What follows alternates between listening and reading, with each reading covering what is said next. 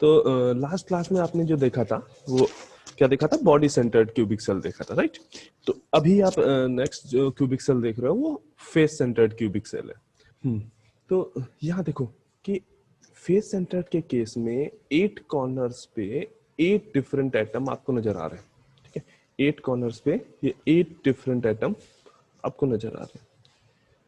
उसके अलावा ये 8 एटम के अलावा तुम्हें जो एक्स्ट्रा दिख रहा है वो फेस पे, जो ये तुम्हारे क्यूब के जो फेसेस हैं, 1 फेस, 2, 3, 4, 5 एंड 6, तो ये 6 फेसेस पे तुम्हें 6 एटम और नजर आ रहे हैं, राइट।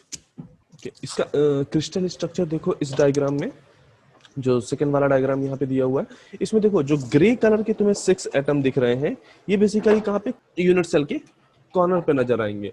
और जो ये ऑरेंज कलर के तुम्हें दिखाई दे रहे हैं, ये ऑरेंज कलर के जो यहाँ पे तुम्हें ये दिखाई दे रहे हैं, ये सब क्या है, फेस पे, ये तुम्हारे यूनिट सेल के फेस पे आएंगे। तो फेस पे हमें कितने एटम मिल रहे हैं, 6, और कॉर्नर पे हमें कितने एटम मिल रहे हैं, 8, राइट। ओके, तो अगर आप इस यूनिट सेल को, मतलब ये जो पार्ट है ये क्रिस्टल का पार्ट है, ठीक है। तो अगर इस पूरे क्रिस्टल से हम क्या कर रहे हैं, अपनी यूनिट सेल को, केवल यूनिट सेल को हम अलग कर रहे हैं, ठीक है। ऐसे ये जो होगा, ये क्या होगा, बेसिकली यहाँ पे एक और कई सारे एटम, इसी तरह से एक और क्यूब लगा होगा इसके इस साइड पे भी एक क्यूब लगा होगा, ऊपर भी एक क्यूब लगा होगा, इधर भी एक क्यूब लगा होगा। तो हमने क्या किया, उस क्रिस्टल से अपने उस यूनिट सेल को कट करके बाहर निकाला है। तो हमें जो स्ट्रक्चर दिख रहा है वो कुछ इस तरह का दिखने लगा, राइट। अब यहाँ हमको क्या देखने को मिला, जो 8 कॉर्नर पे 8 एटम्स थे, उन 8 एटम्स का 1/8 पार्ट, हर एटम का 1/8 पार्ट ही यहाँ पे यूनिट सेल में नजर आ रहा है। 1/8 पार्ट ही यूनिट सेल में नजर आ रहा है, राइट। एंड जब हमने फेस सेंटर्ड एटम को देखा, जो हमारे 6 फेस सेंटर्ड एटम थे, उसमें हमें क्या देखने को मिल रहा है कि हर एटम का 1/2 पार्ट, इस एटम का 1/2 पार्ट जो है वो यहाँ पे यूनिट सेल में नजर आ रहा है। तो कॉर्नर एटम का 1/8 पार्ट, और जो फेस पे जो एटम है उनका 1/2 पार्ट। इमेजिन करना हो तो अपने रूम को इमेजिन करो, ठीक है। अगर रूम की जो वॉल्स हैं उनको फेसेस की तरह इमेजिन करो, उसके कॉर्नर्स को क्यूब के कॉर्नर की तरह इमेजिन करो, ज्यादा ठीक समझ में आएगा कि हाँ कैसे फेस सेंटर जो तुम्हारे एटम है वो कैसे हाफ कंट्रीब्यूट कर रहे हैं यूनिट सेल में, राइट। तो अगर हम यहाँ पे number of atom per unit cell find out करते हैं, अगर हम यहाँ पे number of atom per unit cell find out करने की कोशिश करते हैं,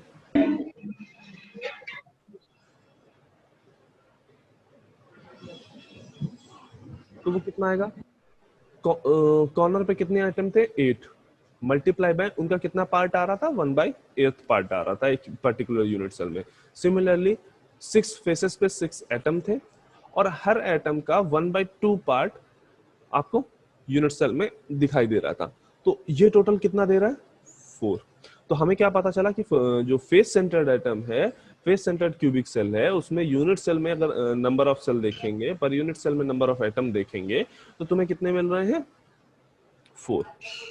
नेक्स्ट थिंग जो हमें देखनी है वो बेसिकली एटॉमिक पैकेजिंग फैक्टर,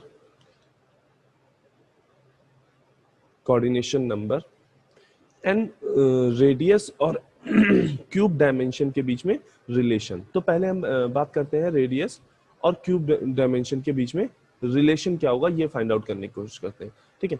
यहाँ पे अगर तुम इस पार्ट को देखो, यानी जो तुम्हारा क्यूब है उसकी अपर सरफेस को देखो, केवल इतनी सरफेस को देखो, ठीक है। तो यहाँ देखो ये इतना आ रहा है, ये आ रहा है, और ये आ रहा है, इधर ये आ रहा है, इधर ये आ रहा है। कुछ ऐसा स्ट्रक्चर हमें देखने को मिल रहा है। लाइक अगर हम इसको वर्टिकली ड्रॉ करें, वर्टिकली हम इसको देख रहे होंगे तो हमें कुछ कैसा दिख रहा होगा, ऐसा दिख रहा होगा। ये यहाँ पे ऐसे कुछ ऐसा स्ट्रक्चर आपको दिख रहा होगा, राइट। तो हमने क्या किया यहाँ पे, इस स्ट्रक्चर, ये जो वर्टिकल व्यू जो है आपके क्यूब का, जो वर्टिकल व्यू है उसको हमने ऐसे इतना पार्ट उसका हमने यहाँ पे ले लिया है कैलकुलेशन के लिए। यहाँ जो हमने ये पार्ट लिया हुआ है, ये जो पार्ट यहाँ पे शो हो रहा है दूसरे सेकंड डायग्राम में, ये वाला, यहाँ पे हमने ये नीचे वाला पार्ट जो है उसका ट्रायंगल का, ये अगर इसको ट्रायंगल की तरह ट्रीट करो तो इसका जो ये नीचे वाला पार्ट है, हमने ये पार्ट हमने लिया हुआ है। तो अगर देखो अब ये क्या है, ये एक तरह से तुम्हारे स्फेयर का पार्ट है जिसका सेंटर यही कॉर्नर पे है। तो जब सेंटर पे कॉर्नर है, कॉर्नर पे सेंटर है, तो ये किसके बराबर हो जाएगी, रेडियस के बराबर हो जाएगी ये लेंथ। सिमिलरली ये लेंथ भी रेडियस के बराबर हो जाएगी, और ये लेंथ किसके बराबर होगी, ये भी स्फेयर का पार्ट है, हेमिस्फेयर तुम्हें दिखाई दे रहा है 2 डायमेंशनल में। तो ये किसके बराबर हो जाएगी, 2r के बराबर। तो टोटल लेंथ अगर हम डायगोनल जो हमारा जो ये राइट एंगल ट्रायंगल बन रहा है, उस राइट एंगल ट्रायंगल का अगर ये हम डायगोनल देखें तो या राइट एंगल ट्रायंगल का अगर हाइपोटेन्यूज देखें तो ये हमें कितना मिल रहा है, 4r। तो पाइथागोरस थ्योरम से हमें क्या पता है कि 4r का whole square is equal to a square plus a square, correct. तो यहां से हमें क्या मिल रहा है, 2a square is equal to 4r का होल स्क्वायर। बोथ साइड अगर हम स्क्वायर रूट ले लें तो हमें क्या मिल जाएगा, under root 2a is equal to 4r। इसको इस तरह से भी लिख सकते हो कि a is equal to 4 upon under root 2r। ये तुम्हें रिलेशन मिल गया बेसिकली सेल डायमेंशन या लैटिस कांस्टेंट भी इसको बोलते हैं, ठीक है, उसके। और जो स्फेरिकल हमने एटम ले रखा है, हार्ड स्फेरिकल एटम ले रखा है, उसकी रेडियस के बीच में ये हमें रिलेशन मिला, राइट। अब हमें क्या करना है, इसका atomic packing factor find out करना है। तो जो एटॉमिक पैकिंग फैक्टर है वो बेसिकली किसके बराबर होता है, number of atom per unit cell multiply by volume of one atom upon volume of cell, correct. तो यहाँ पे number of atom per unit cell कितने हैं, 4 हैं, मल्टीप्लाई बाय यहाँ पे जो एटम हमने ले रखा है वो स्फेरिकल एटम हमने ले रखा है, तो स्फेरिकल एटम है, दैट मींस उसका वॉल्यूम कितना होगा, 4/3 पाई r क्यूब, करेक्ट। अपॉन अगर वॉल्यूम ऑफ सेल की बात करूं तो सेल कैसा है हमारा, क्यूबिक सेल है, क्यूबिक सेल है तो उसका वॉल्यूम क्या होगा, a क्यूब। यहाँ पे अगर हम a is equal to 4 upon under root 2r ये पुट कर दें तो कुछ हमें इक्वेशन कैसे मिल जाएगी, 16/3 पाई r क्यूब अपॉन 4/√2 r का होल क्यूब। तो ये क्या दे देगा, 16/3 पाई r क्यूब अपॉन ये 2 है बेटा, ठीक है। तो ये क्या आ जाएगा, 64 अपॉन 2√2 r क्यूब। अब इस क्वांटिटी को, जब इस क्वांटिटी को सॉल्व करोगे तो ये क्वांटिटी तुम्हें, इस क्वांटिटी को सॉल्व करो और बताओ क्या आ रहा है, ये 0.74। तो यहाँ हमको देखने को मिल रहा है कि फेस सेंटर्ड क्यूबिक सेल की अगर आप बात कर रहे हो तो फेस सेंटर्ड क्यूबिक सेल के केस में 74% तुम्हें वॉल्यूम का यूटिलाइजेशन हो पा रहा है। मीनिंग अगर एटॉमिक पैकेजिंग फैक्टर के हिसाब से अगर बात करें, एटॉमिक पैकेजिंग फैक्टर के हिसाब से बात करें तो comparatively face centred cubic cell जो है वो तुम्हारी काफी अच्छी है in comparison to other two. Meaning अगर बात करो तुम सिंपल क्यूबिक की या फेस सेंटर या बॉडी सेंटर्ड क्यूबिक सेल की, तो उन सबसे एटॉमिक पैकिंग फैक्टर के कंपैरिजन में ये इसका एटॉमिक पैकिंग फैक्टर जो है वो ज्यादा अच्छा है, राइट। नेक्स्ट इसका जो कोऑर्डिनेशन नंबर है वो बेसिकली कितना मिलेगा हमको, 12। मीनिंग ये अगर इसके किसी भी पर्टिकुलर एटम को देखोगे तो वो एटम अपने 12 नेबर से एक 12 नेबर्स को टच कर रहा होगा, राइट। तो इतनी बात हमें फेस सेंटर क्यूबिक सेल में समझ में। अच्छा, एक टर्म हमें और याद देखना है यहाँ पे, वो है वॉल्यूम डेंसिटी।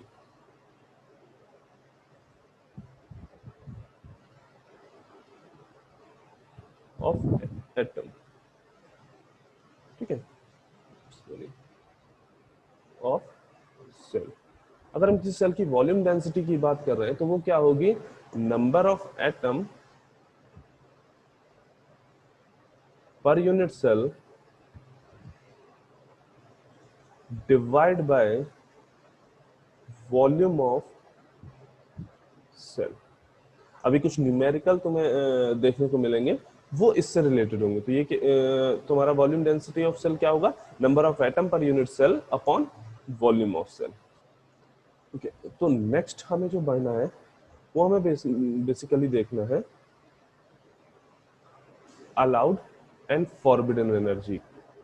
मतलब जब तुम एनर्जी बैंड डायग्राम के लिए आगे बढ़ते हो, मीनिंग ईके डायग्राम समझने के लिए आगे बढ़ते हो, तो उससे पहले तुम्हें इसका एक क्वांटिटेटिव मतलब एक थ्योरेटिकल व्यू भी समझना है कि हाँ बेसिकली एनर्जी बैंड डायग्राम बन कैसे रहे हैं और इनका फॉर्मेशन हो कैसे रहा है जब आप होल क्रिस्टल की बात कर रहे हो। अच्छा, अगर इनकेस आपने सिलिकॉन सिलिकॉन की बात की, तो सिलिकॉन का बेसिकली एटॉमिक नंबर कितना होता है? तो अगर हम इसको एसपीडीएफ में ड्रॉ करते हैं या इसकी एनर्जी डिस्ट्रीब्यूशन देखते हैं, एसपीडीएफ बेसिकली क्या है, कुछ एनर्जी स्टेट्स ही तो शो करते हैं, मीनिंग वो शो करता है कि हाँ different energy level, different energy states जो हैं किसी भी पर्टिकुलर एटम में। तो एक पर्टिकुलर सिंगल एटम की बात जब करो तो उसकी जो एनर्जी स्टेट शो करता है वो एसपीडीएफ से हम शो करते हैं। तो यहाँ पे क्या नजर आएगा, 1s2, 2s2, 2p6, 3s2 and 3p2। तो हमें यहाँ पे क्या दिखा दिया कि ये जो 14 इलेक्ट्रॉन्स थे, तो ये सारे के सारे कैसे डिस्ट्रीब्यूटेड है, डिफरेंट डिफरेंट एनर्जी में डिस्ट्रीब्यूटेड है। दो 1s में डिस्ट्रीब्यूटेड है, इस तरह से दो 2s में डिस्ट्रीब्यूटेड है, इस तरह से दो, मतलब कुछ इस तरह से डिस्ट्रीब्यूशन रहता है ना, कि अगर ये सिलिकॉन एटम है बीच में तो यहाँ पे 2 इलेक्ट्रॉन, फिर इस वाली में 8 इलेक्ट्रॉन, और इसी तरह से आउटर सेल में कितने, एक, ठीक है, ऐसे 4 इलेक्ट्रॉन आउटर सेल में इस तरह से डिस्ट्रीब्यूटेड है। ठीक है, हमने क्या देखा कि इनकी डिफरेंट डिफरेंट एटम की डिफरेंट डिफरेंट एनर्जी है। ठीक है, तो ये तो बात हो गई ये तो बात हो गई सिंगल एटम की। ठीक, बट क्या हमें नेचर में क्या हमें सिंगल एटम मिलता है? नहीं, हमें इन जनरल क्या मिलता है, सिलिकॉन की अगर हम बात करते हैं तो वहां पर हमें क्रिस्टल्स मिलते हैं। ठीक है, तो अब जब हम बात करेंगे कि अगर जब तक वो सिंगल क्रिस्टल था तब तक तो ठीक था, वो उसकी एनर्जी जो थी 1s 2s इस तरीके से एनर्जी का डिस्ट्रीब्यूशन सिंगल एटम्स के हमने पढ़ रखा है कि हाँ सिंगल एटम अगर होगा तो उसकी एनर्जी का डिस्ट्रीब्यूशन कुछ इस तरह से होगा। ठीक है, जैसे जैसे आप एन एन यहाँ पे बेसिकली क्या है, तुम्हारा जो सेल नंबर बोल सकते हो कि हाँ सेल 1 में इस तरह से एनर्जी डिस्ट्रीब्यूटेड होगी, सेल 2 में इस तरह से एनर्जी डिस्ट्रीब्यूटेड होगी। तो ये तब तक है, ये तब तक है जब तुम्हारे सिंगल एटम की बात करो। यहाँ पे जो तुम्हें एनर्जी डिस्ट्रीब्यूशन दिख रहा है वो डिस्क्रीट दिख रहा है। ठीक है, डिस्क्रीट एनर्जीज दिख रही हैं, सबके पास सिंगल सिंगल एनर्जी की बात हो रही है। ठीक है, तो जब तक ये सिंगल एटम था तब तक हमें डिस्क्रीट एनर्जीज मिल रही थी, डिस्क्रीट एनर्जीज अलाउड थी। बट हमें पता है कि जो सेमीकंडक्टर है वो किस तरह के मटेरियल है, सिंगल क्रिस्टल मटेरियल है। ठीक है, तो हम जब किसी सेमीकंडक्टर की बात करेंगे तो वहां पे क्या बात करेंगे कि वहां पे कई सारे एटम्स से मिलके एक क्रिस्टल बना हुआ है, कई सारे एटम्स से मिलके क्रिस्टल बना हुआ है। मीनिंग ऐसा नहीं है कि वहां पे एक सिंगल सिलिकॉन का एटम है, वहां पे कई सारे एटम्स हैं। तो जब आप एक साथ कई सारे एटम, मतलब इस तरह से आप कई सारे एटम ऐसे आप काफी कम डिस्टेंस में, की जो इंटर एटॉमिक स्पेसिंग है, अभी इंटर एटॉमिक स्पेसिंग क्या होती है समझ में आएगा कि बेसिकली जो दो एटम के बीच में जो तो स्पेसिंग हुई उसको हमने क्या बोल दिया, इंटर एटॉमिक स्पेसिंग बोल दिया। ठीक है, जो इनकी इंटर एटॉमिक स्पेसिंग है वो अगर काफी कम करते जाए, अगर इनकी इंटर एटॉमिक स्पेसिंग काफी कम हो जाए तो ये इलेक्ट्रॉन और ये इलेक्ट्रॉन एक दूसरे पे कुछ ना कुछ इन्फ्लुएंस डालेगा, कुछ ना कुछ इफेक्ट डालेगा। ठीक है, जिसकी वजह से जो इनका एनर्जी डिस्ट्रीब्यूशन है, इलेक्ट्रॉन्स का जो एनर्जी डिस्ट्रीब्यूशन है वो कहीं ना कहीं चेंज होगा। जब आप डिफरेंट एटम्स को एक एक ही पर्टिकुलर क्रिस्टल में लेके आएंगे जहाँ पे उनके बीच में जो डिस्टेंस है वो काफी कम हो जाएगी, तो वो इलेक्ट्रॉन आपस में एक दूसरे को इन्फ्लुएंस करेंगे।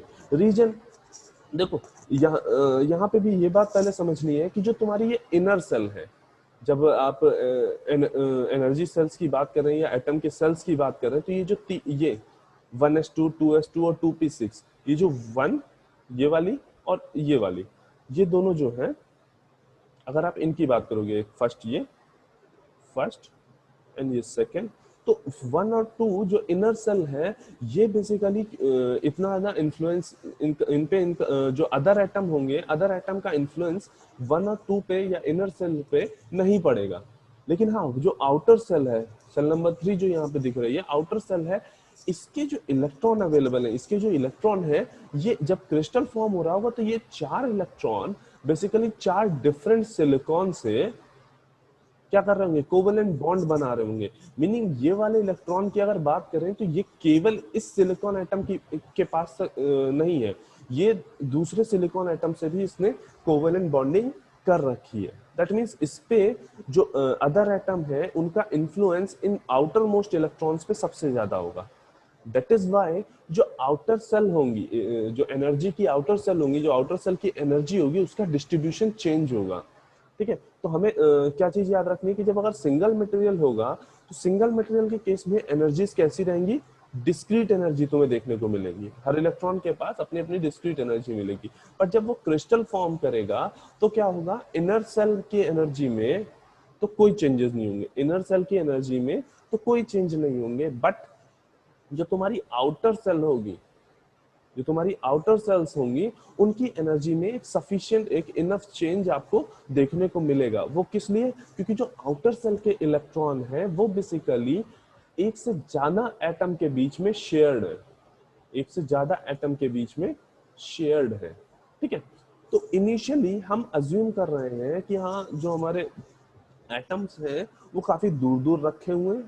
ठीक है, जब हमने क्रिस्टल फॉर्मेशन भी स्टार्ट किया तब स्टार्टिंग में हमारे जो क्रिस्टल के एटम हैं वो काफी दूर दूर ऐसे रखे हुए हैं। ठीक है, और हमने टोटल कितने एटम ले रखे, n एटम लिए, टोटल हमने n एटम लिए, राइट। तो अगर आप n एटम्स की बात कर रहे हो तो n एटम्स में जब आप आउटर सेल में देखोगे, जो ये s और p, तो आप चाहे 1 एटम हो या उसी तरीके के n एटम हो, जो आउटर सेल ये 3s वाली है, 3s, इसमें क्या होंगे, 2 इलेक्ट्रॉन ही होंगे। अगर आप बात n एटम्स की कर रहे हो तो हर s, जो s स्टेट होगी, उसके बाद टोटल स्टेट्स अब कितनी हो जाएंगी, s वाली 3s वाली कितनी स्टेट्स हो जाएंगी, 2n, और उसमें इलेक्ट्रॉन कितने फिल्ड होंगे, 2n।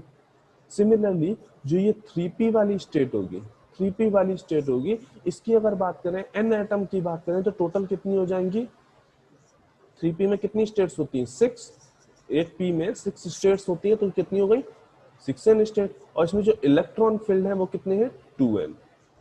ठीक है, यही बात यहाँ पे दी हुई थी कि हमारे पास जो होंगे वो 2n इलेक्ट्रॉन होंगे, किसमें, 2n s possible energy levels में, और इसी तरह से 2n इलेक्ट्रॉन होंगे 6n p एनर्जी लेवल में।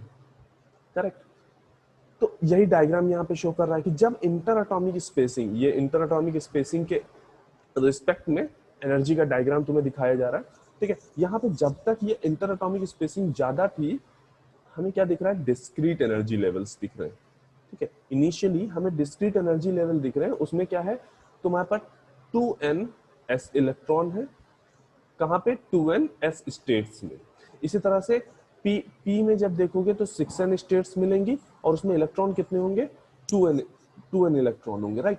तो ये तब की बात हो रही है जब तुम्हारा इंटर एटॉमिक स्पेसिंग काफी हाई है, राइट। अब हमने क्या किया, जैसे जैसे इन एटम्स को हमने क्रिस्टल का फॉर्मेशन स्टार्ट हुआ, वैसे वैसे क्या हुआ, इनकी इंटर एटॉमिक स्पेसिंग डिक्रीज करना स्टार्ट हुई। तो जैसे जैसे इनकी इंटर एटॉमिक स्पेसिंग डिक्रीज होना स्टार्ट करेगी, हमने देखा कि ये जो यहाँ तक, इस पॉइंट तक तो ठीक है, इस पॉइंट तक तो ठीक है, इस पॉइंट तक हमें एनर्जी लेवल कैसे मिल रहे थे, डिस्क्रीट एनर्जी लेवल मिल रहे थे। आफ्टर दैट हमने देखा कि ये क्या हो रहा है, आपस ये कैसे हो रहा है, स्प्रेडिंग हो रही है, जो एनर्जी लेवल है उनकी स्प्रेडिंग हो रही है, ये एनर्जी लेवल क्या हो रहा है, स्प्रेड हो रहे हैं। ठीक है, मीनिंग एक टाइप ऑफ बैंड बना रहे हैं, ये कुछ एक तरीके का बैंड बना रहे हैं। ठीक है, इसी को हमने क्या नाम दिया, एनर्जी बैंड नाम दिया, और इनके बीच में जो हमें ये गैप दिखाई दिया उसको हमने क्या बोला, एनर्जी गैप बोला, राइट। फिर आफ्टर सर्टेन टाइम हमने देखा क्या कि जैसे जैसे और अब डायग्राम बी में देखेंगे, जैसे जैसे इंटरएटॉमिक स्पेसिंग और बढ़ाते जा रहे हैं, धीरे धीरे क्या हो रहा है, ये दोनों बैंड थे उनके बीच का जो गैप, एनर्जी गैप था, वो धीरे धीरे डिक्रीज करता हुआ जा रहा है, और एक सर्टेन टाइम पे इनका एनर्जी गैप जो है वो कैसे हो रहा है, रिड्यूस होके ऑलमोस्ट जीरो के बराबर हो गया, राइट। तो जब इसका जहां पे ये जो तुम्हारा एस बैंड था, ये जो एस बैंड था और जो ये पी बैंड था, ठीक है। अब एक मिनट यहाँ पे जाने से पहले एक चीज यहाँ पे रह गई है, उसको जरा देख लेते हैं। जब तुम बात कर रहे हो ये जब ये एस बैंड बन रहा है और ये पी बैंड बन रहा है, तो तब भी यहाँ पे नंबर ऑफ इलेक्ट्रॉन्स की अगर आप बात करोगे, यहाँ पे जब जो ये एस बैंड तुम्हें दिखाई दे रहा है, या सॉरी ये जो एस बैंड दिखाई दे रहा है और ये जो पी बैंड दिखाई दे रहा है, तो यहाँ पर तुम्हारी नंबर ऑफ एस बैंड में भी नंबर ऑफ स्टेट्स कितनी होंगी, 6n स्टेट्स होंगी, और जो नंबर ऑफ इलेक्ट्रॉन रहेंगे वो 2n इलेक्ट्रॉन ही रहेंगे। मीनिंग अब हमें क्या दिख रहा है कि ये जो बैंड है, ये बैंड बेसिकली 1/3 फिल्ड है इलेक्ट्रॉन से। सिमिलरली जब एस वाले की बात करोगे, एस बैंड की बात करोगे, तो वहां पे टोटल नंबर ऑफ स्टेट्स कितनी है, 2n, और टोटल नंबर ऑफ इलेक्ट्रॉन कितने हैं, 2n। यानी ये एस जो सिलिकॉन के केस में अगर एस बैंड की बात कर रहे हैं, तो एस बैंड क्या है, प्रॉपरली फिल्ड है, पूरी तरीके से फिल्ड है, ठीक है। अब आगे देखते हैं कि जैसे जैसे हम इंटर एटॉमिक स्पेसिंग और कम करते जा रहे हैं, तो क्या हो रहा है, ये एस बैंड और पी बैंड के बीच में जो एनर्जी गैप था वो रिड्यूस होता जा रहा है, लाइक एक सर्टेन टाइम आएगा कि ये जो दोनों एनर्जी बैंड है वो आपस में कहीं ना कहीं ओवरलैप कर जाएंगे। अब उस ओवरलैपिंग की वजह से क्या हुआ, अब यहाँ पे अगर हम इस इंटरएटॉमिक स्पेसिंग पे देखें, तो हमें क्या देखने को मिल रहा है कि ये जो टोटल जो नंबर ऑफ स्टेट्स अब हमारे पास है, जो नंबर ऑफ एनर्जी स्टेट्स हैं, वो अब कितनी हो गई, 6n जो कि p में थी, प्लस 2n जो कि s में थी। तो टोटल नंबर ऑफ स्टेट्स हमें कितनी मिल गई, 8n, राइट। यहाँ पे हमें टोटल नंबर ऑफ स्टेट्स हमें कितनी मिल रही है, 8n, करेक्ट। अब इन 8 स्टेट्स में इलेक्ट्रॉन कितने आ रहे होंगे, 4n। हमारे पास टोटल नंबर ऑफ इलेक्ट्रॉन जो आ रहे होंगे वो 4n ही आ रहे होंगे। Meaning in 8n state, total number of states कितनी है, 8n, उसमें से आधी state, half of the states field होंगी, और हाफ ऑफ द स्टेट्स क्या होंगी, एम्प्टी होंगी, ठीक। आधी स्टेट्स इसमें फिल्ड होंगी और आधी स्टेट्स इसमें एम्प्टी होंगी। तो यहाँ हमने क्या बोला कि अगर थोड़ा सा इंटरएटॉमिक, इसको हमने क्रिस्टल लैटिस स्पेसिंग भी बोली हुई है, उस पर्टिकुलर इंटरएटॉमिक स्पेसिंग में हो क्या रहा है कि तुम्हारा अगेन जो तुम्हारे फील्ड वाले स्टेट है और जो तुम्हारे एम्प्टी वाले स्टेट है, जैसे ये तुम्हारे फील्ड वाले स्टेट्स है और जो तुम्हारे ये एम्प्टी वाले स्टेट्स है, ये दोनों क्या हुए, आपस में अलग अलग हो गए, एम्प्टी स्टेट्स अलग और जो तुम्हारी फील्ड स्टेट थी वो अलग हो गई, और उनके बीच में अब एक हमें यहाँ पे देखो एक एनर्जी गैप,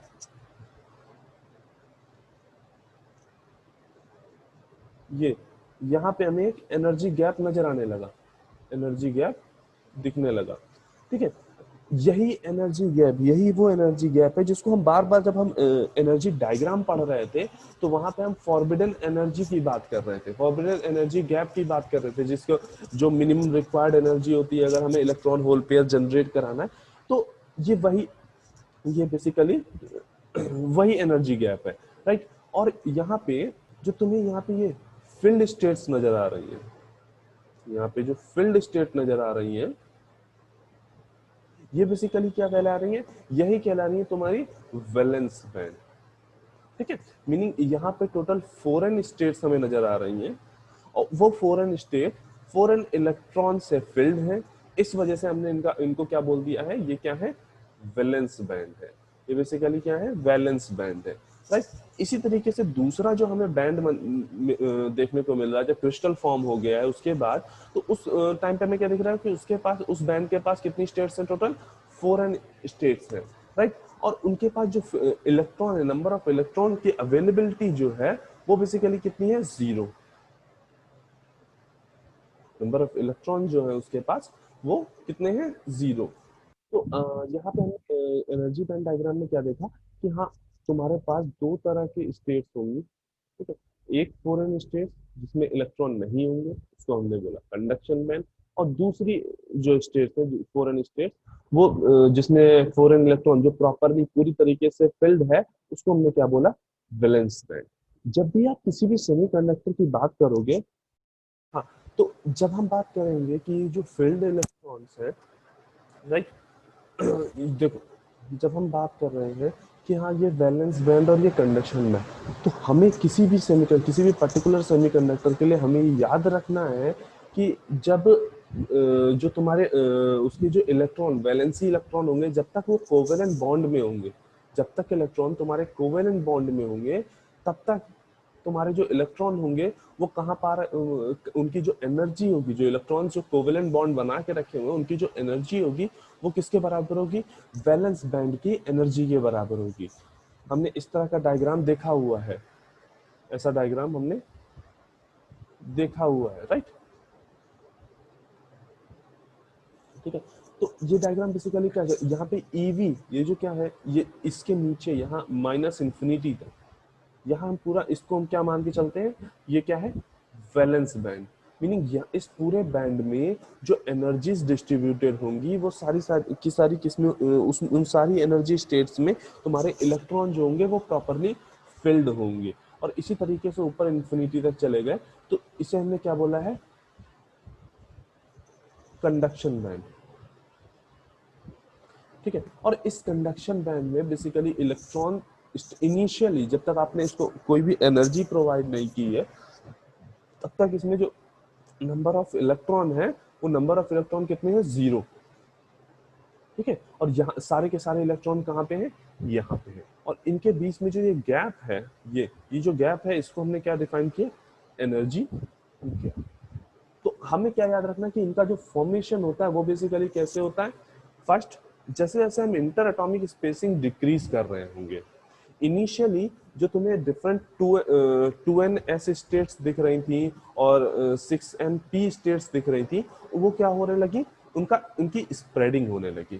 ठीक है, और large number of closely spaced energy level हमें मिले, जिनको हमने एनर्जी स्टेट्स बोला या एनर्जी बैंड बोलेंगे जिनको हम। ठीक है, मतलब एस बैंड हमें मिला और उसी तरीके से हमें पी बैंड मिला था। ठीक है, अगेन अगर तुम फर्दर इंटर एटॉमिक स्पेसिंग का डिक्रीज करते जाओगे, तो ये जो 6n और ये जो 2n स्टेट्स थी, ये आपस में क्या होंगी, एक दूसरे से में ओवरलैप हो जाएंगे, और टोटल एनर्जी लेवल जो हमें मिलेंगे वो 8n एनर्जी लेवल मिलेंगे। और उस 8n एनर्जी लेवल में 4n इलेक्ट्रॉन फिल्ड होंगे, और 4n स्टेट्स जो होंगी वो फ्री होंगी या एम्प्टी होंगी। तो जो एम्प्टी स्टेट थी या अनऑक्यूपाइड स्टेट थी, उसको हमने क्या बोला, कंडक्शन बैंड। और जो ऑक्यूपाइड स्टेट थी उसको हमने क्या बोला, वैलेंस बैंड। ये पार्ट जो बेसिकली डायग्राम का ये पार्ट जो शो कर रहा है, ये बेसिकली वो इनर सेल है जो तुमने अभी अगर सिलिकॉन के लिए बात करोगे तो 1s2 2p 1s2 2s2 2p6, जो ये इनर सेल थी जो ठीक है, ये उनके लिए यहाँ पे शो कर रहा है कि इनर सेल के में हमने बताया ना, इनर सेल में की जो एनर्जी है, एटॉमिक एनर्जी जो इनर सेल की है, उसमें हमें कोई भी चेंजेस नहीं देखने को मिलेंगे जब क्रिस्टल का फॉर्मेशन हो रहा होगा तब भी। ठीक है, क्रिस्टल के फॉर्मेशन के टाइम पे जो इनर सेल होंगी उनकी एनर्जीज पे कोई इफेक्ट नहीं होगा, कोई भी इफेक्ट नहीं होगा। तो ये बेसिकली ये तुम्हारा जो नीचे वाला पार्ट है, ये बेसिकली यही शो कर रहा है कि जो इनर सेल्स है उनमें कोई इफेक्ट नहीं होगा। हाँ, जो आउटर सेल है, मीनिंग ये जो 3s2 था और 3p2 था, इसमें बेसिकली चेंज हुआ। ठीक है, ये डायग्राम तुम्हारा इन जनरल है, ये केवल सिलिकॉन की बात नहीं हो रही है। यहाँ पे कोई भी टाइप का सेमीकंडक्टर होगा जिसका क्रिस्टल फॉर्मेशन हो रहा है, उसमें इसी तरीके से होगा। बस यहाँ पे जो हमने नंबर ऑफ इलेक्ट्रॉन और नंबर ऑफ स्टेट्स जो हमने बात की है, वो हमने सिलिकॉन को एज अ एग्जाम्पल लेके यहाँ पे बात की है। मीनिंग हो सकता है कि कोई और किसी और की बात कर रहे हो तो यहाँ पे कुछ नंबर ऑफ इलेक्ट्रॉन या नंबर ऑफ स्टेट्स तुम्हारी चेंज हो रही हो। ठीक है, मे भी हो सकता है 3s 3p की जगह पे 4s 4p हो रहा हो, तो इस तरह से चीजें हो सकती है।